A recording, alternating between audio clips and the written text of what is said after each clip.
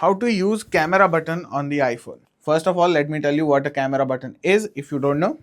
So the button you see over here is the camera button. This was initially started off with the iPhone 16 and now obviously we have it on the iPhone 17 and I'm sure it will continue with the rest of the newer iPhones. But how do you use it? So if I just press the camera button once, it's going to say click the camera button again to open camera. So if I double click it, you can see the camera application has opened up. Now that the application has opened, if I just press it, it is actually going to take a picture for me. This is also a touch sensitive button. So if I just half press it, as you can see, now I have zoom options, right?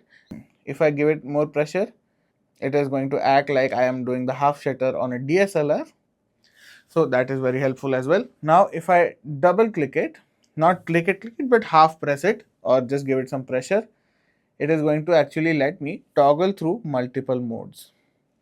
Now if I want to toggle through it, I can also select depth, zoom, exposure, and let's say I select styles. If I just give it some pressure, not actually press the button, I can select standard, amber, gold, rose gold. Now this is convenient for some people, may not be so convenient or honestly useful for some others. So if I again give it some press, gold, amber, rose gold. If not that, I can also do a double press, go through the some multiple modes that are available on it. If I select exposure, I can actually increase and decrease the exposure.